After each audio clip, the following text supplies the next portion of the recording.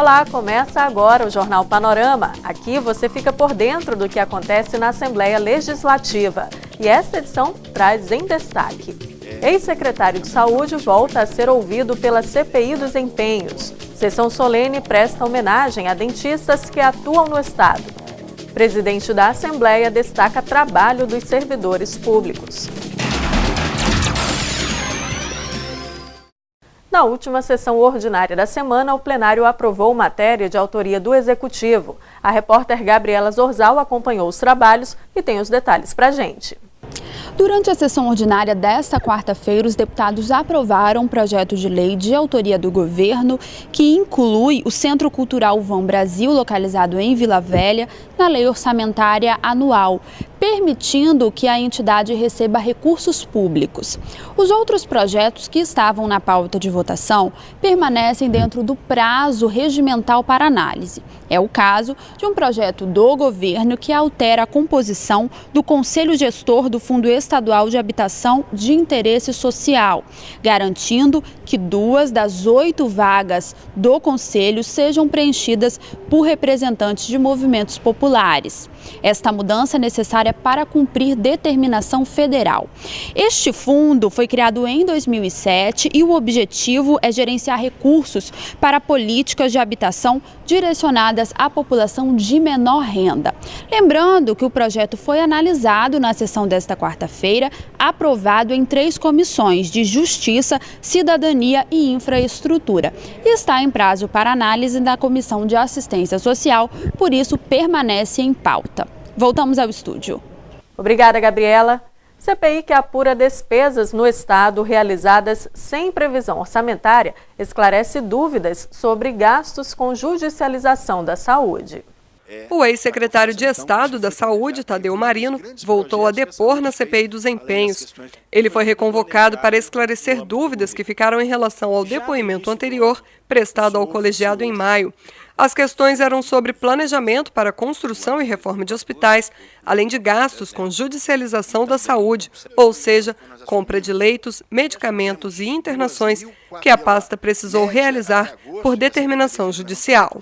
E viemos reafirmar e trazer mais dados e com mais clareza, né, ao que o relator necessitava.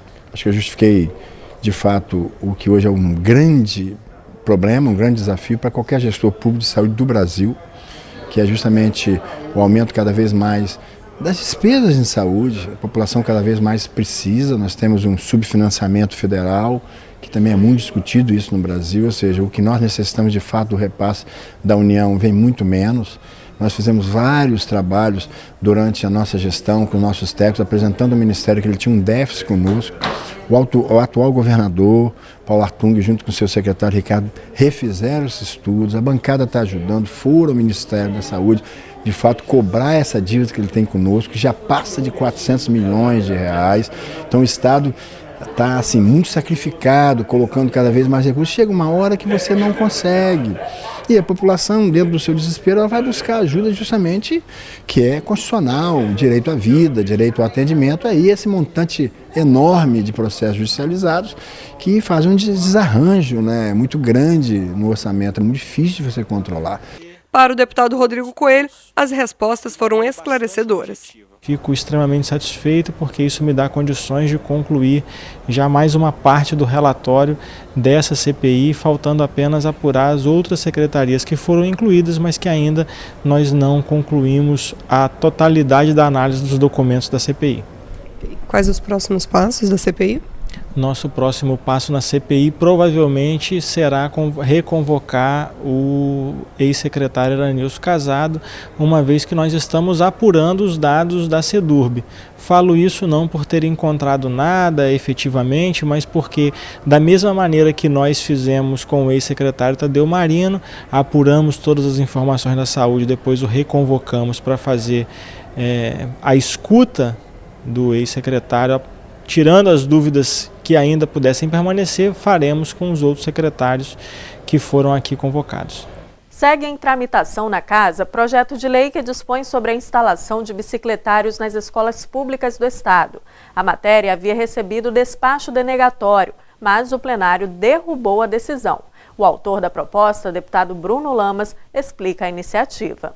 A intenção surgiu na base, dentro de escolas que eu tenho o costume de visitar com o nosso mandato de deputado estadual. Então eu percebi em algumas escolas muitas bicicletas amontoadas, uma certa insegurança, furtos de bicicletas e alguns alunos, alguns membros da comunidade escolar que deixavam de usar por conta desses problemas. A proposta então estabelece que o governo promova dentro do projeto de construção de escolas, conste um bicicletário organizado, oferecendo segurança, organização à comunidade escolar e aquelas que porventura não tenham, que o governo possa proceder à instalação. Infelizmente, dentro aqui da burocracia dos trâmites da Assembleia, inicialmente a Comissão de Justiça entendeu e despachou pela derrubada da matéria, pela inconstitucionalidade da matéria. Porém, nós recorremos aqui ao plenário, deixando claro que é uma iniciativa simples e dentro das escolas e importante. Fico feliz porque a maioria dos deputados e deputadas presentes acompanharam a nossa posição. Nós derrubamos, então, o despacho alegatório e a matéria continua tramitando com possibilidade de aprovação. Legislativo Estadual presta homenagem aos dentistas em sessão que marcou o dia da categoria. Veja como foi a solenidade. Uma família que há mais de um século se destaca no exercício da odontologia.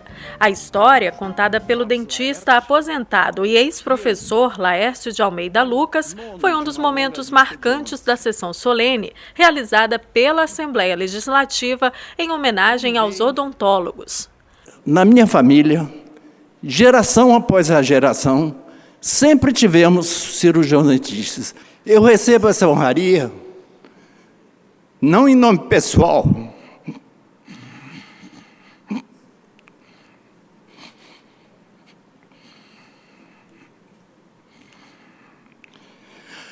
mas em nome dessa família, que tem labutado incansavelmente por essa profissão. A solenidade também comemorou o Dia do Dentista, celebrado oficialmente em 25 de outubro. 30 profissionais receberam a comenda Gilton Coutinho, em reconhecimento ao trabalho realizado na área. O presidente da Associação Brasileira de Odontologia no Espírito Santo falou sobre os desafios da profissão. É uma homenagem que a gente acolhe com muito zelo na odontologia, que é um momento de graça no nosso dia, mas é necessário que as autoridades competentes, o governador do estado, os prefeitos, tenham uma visão de ampliação do que hoje é a saúde bucal, que é prestada à população, e também das condições de trabalho do profissional e das condições salariais do profissional. É preciso ampliar o serviço público de atenção da odontológica, porque desse jeito a gente gera mais emprego e gera mais serviços de atenção à população mais pobre. A sessão solene foi proposta pela deputada Janete de Sá. Homenagem mais do que justa. A odontologia capixaba, ela tem feito história no nosso estado. É uma pena que os espaços para odontologia tenham diminuído muito, mas é por isso que a gente faz essa homenagem, chamando a atenção através de uma comenda que leva o nome de Dr. Gilton Coutinho de Barros, que foi um grande profissional na odontologia, que foi um grande professor desses profissionais que estiveram aqui, para a gente estar ressaltando e reforçando a importância do papel social da odontologia, principalmente da população mais carente, que precisa do serviço público. Outra data lembrada na casa foi o Dia do Servidor Público, celebrado em 28 de outubro. O presidente do Parlamento Capixaba gravou uma mensagem para os trabalhadores, especialmente os da Assembleia Legislativa. Eu diria que aqui na Assembleia Legislativa eu sou muito grato a todos os servidores públicos. Eu diria que nunca trabalhei com tanta gente competente, dedicada, respeitosa e parceiras do trabalho que dignifica esse poder legislativo.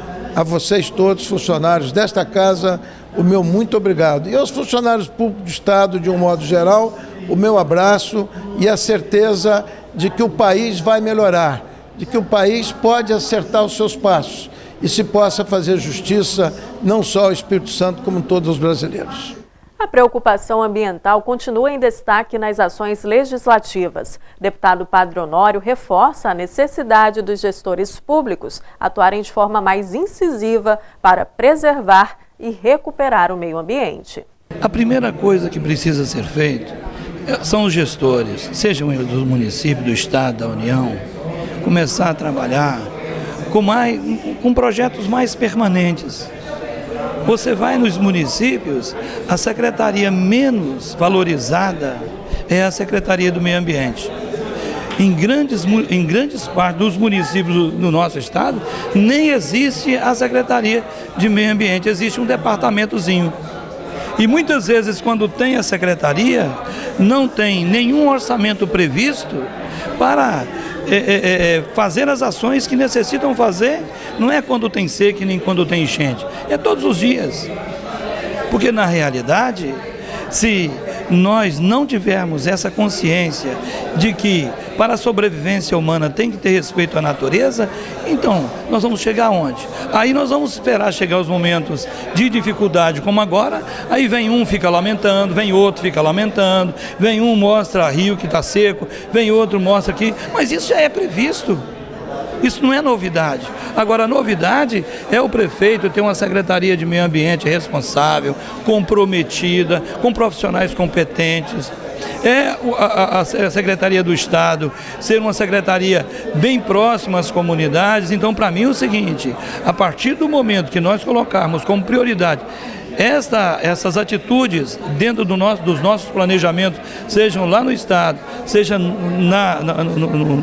nas prefeituras, principalmente nas prefeituras, porque nós temos aí o projeto Reflorestar. Tem muitas prefeituras que sequer procurou conhecer o programa do governo do Estado. Aí depois fica reclamando disso e daquilo. Então, para mim, é o seguinte, é necessário parar de fazer propaganda sobre seca, parar de fazer propaganda sobre enchente e começar a agir com mais responsabilidade. Já a indicação do deputado Amaro Neto propõe a adesão do governo do estado a convênio que pode estimular o investimento em energia solar no Espírito Santo. O que acontece hoje? A gente fala muito em sustentabilidade e para que a gente possa ter um incentivo na área da energia solar no Espírito Santo, o governo do nosso estado precisa aderir a um convênio que já foi feito em âmbito nacional do CONFAS. A partir do momento que o governo do estado aderir a esse convênio, dando garantias de ICMS, redução no ICMS, a gente pode incrementar e incentivar ainda mais e diminuir o valor que é muito alto para que você consiga colocar energia solar na sua casa, os equipamentos de energia solar. Ou você pode diminuir o valor do equipamento consideravelmente se a gente conseguir reduzir essa questão do ICMS. E para isso o governo do estado precisa aderir a um programa nacional. O que eu peço nessa indicação é que o governo estude com carinho nessa indicação e possa fazer esse convênio que já existe em outros estados da federação.